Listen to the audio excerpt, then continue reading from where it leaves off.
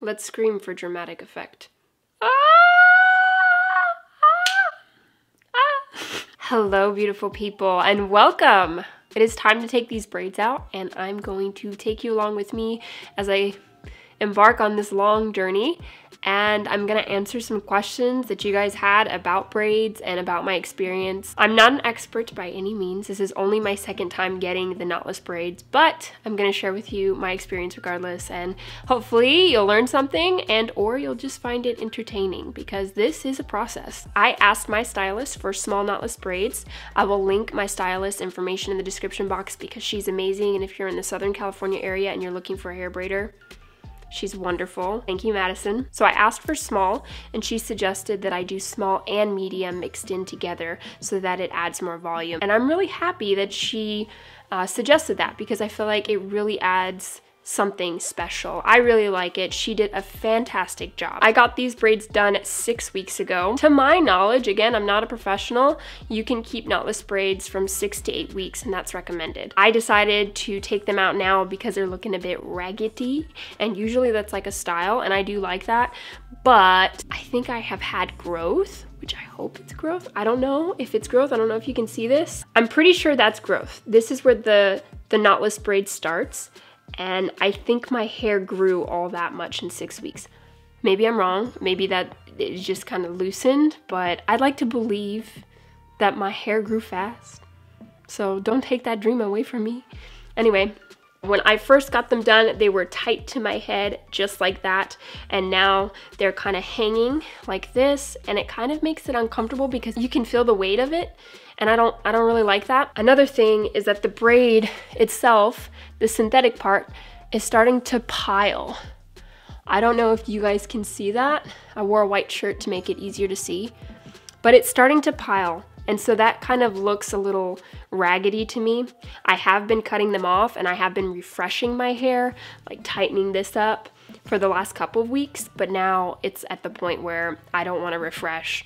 I'm gonna take them out. And I'm sad because I really, really love them. They're like the best thing ever. They have been absolutely incredible, and that's why I don't want to take them out. There's little to no maintenance at all with these. It took 6 hours to get them done. Yes, I know people are like, that's a lot of time. That's like a whole day. Yes. It is, and it sounds outrageous, but if you have naturally curly hair, you will understand the struggle. 6 hours of my day versus 2 months of freedom, it's absolutely worth it. I'm gonna get started and then I'll talk about the whole experience, questions, etc. So yes, I'm gonna show you what you need to remove your knotless braids the proper way. If you have a good stylist, they will make sure to educate you on the proper way to remove your knotless braids without any damage to your natural hair, which obviously we don't want to damage the natural hair. What I'm using today and what I was recommended by my stylist to use when taking the braids out, you need scissors of some sort. I got kitchen scissors, fractionated coconut oil, a comb, and we'll talk more about this particular comb because it's a natural wood comb, and there's a reason why you should be using a natural wood comb on your hair regardless. I'll tell you that later. Anyway, if you are so inclined and you would like to guess how many braids I have, put it in the comment section below. I'm gonna see if you guys can guess how many braids I have. If you guess the right amount, you'll get a gold star. So I'm actually just gonna start in the front. For those of you that don't know, my real hair is encapsulated in synthetic hair. And typically when you get knotless braids, they will extend your hair so that when it's time to cut them loose, you're not in any danger of cutting your real hair. So in this piece, my real hair is going down to about right here. That's how long my hair is. And this little rat tail is where I can cut safely. Some people like their braids a little shorter, but I like it longer because then I'm really secure in knowing. And also too, it just looks pretty. And if you're gonna get braids, like might as well, like, you know, I'm gonna do this piece first. Okay, so this is where my real hair is. I'm just gonna be really low just in case. All right, ready? Let's scream for dramatic effect. That was dramatic enough, right? I can start unraveling now. Wonder how long this will take me. I'm gonna start my timer. See how long it takes me to take them out of my hair. Hold up. Oh, I'm so excited to see what my hair is gonna look like. Not that it's like changed or anything, but I'm excited. So another thing that I didn't know of until this last time that I actually talked to my stylist and figured out was that when your hair is encapsulated with the synthetic hair for this long, you know, all of our hair sheds, and it's not allowed to shed like it normally does because it's encapsulated. All that I've shed in the last 6 weeks is going to be in my hair, like it's gonna be in here. So I'm going to have some fallout, but that is normal. Oh, there's my real hair. Ooh, I'm so glad. Oh my gosh, I think I cut, oh no. Did I cut too far? Did my hair grow that long? No. Okay, well that's okay. My ends were dead anyway. Oh no, that makes me worry about that other piece that I did for the video that I created on Instagram reel. Oh crap. We'll see. So this is a tedious process here. You have to do this. Once it's out, and it feels so good. I've done braids a lot over the years. Now I haven't done knotless braids a lot, but I've done other types of braiding on my hair because it's a great protective hairstyle for curly hair. I initially got these braids for Yannick and I's trip to Mexico because having naturally curly hair on a Mexican beach is a nightmare.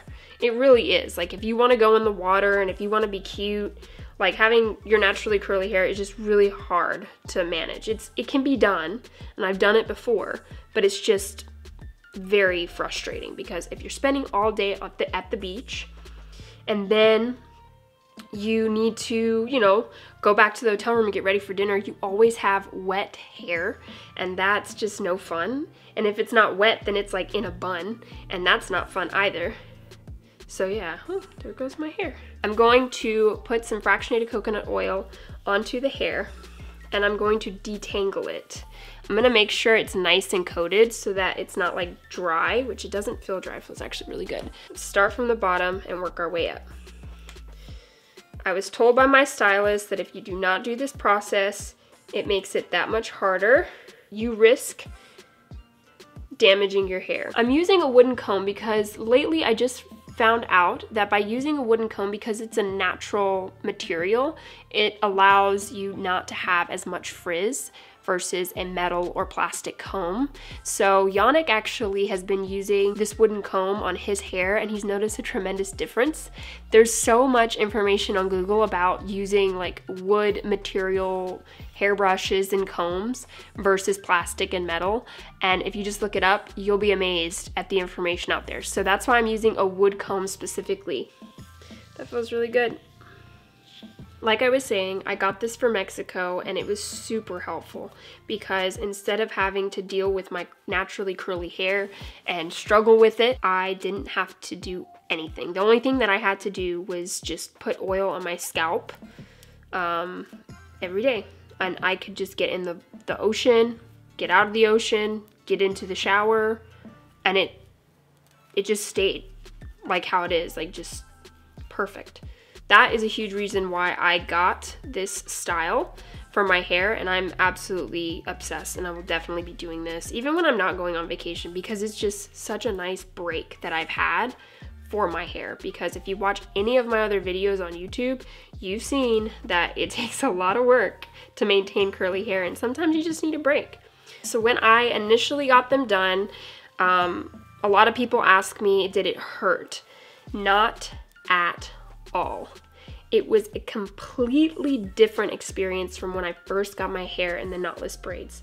And the difference, the biggest difference was I had a different stylist. Usually they tell you to take some kind of ibuprofen, some kind of painkiller before you get your braids done, but honestly, I didn't even need to do that. I forgot, and when I was in her chair, it was like nothing, like just regular hair braiding. It felt great to me. Let me just cut a lot of them so I can just move through this a little quicker.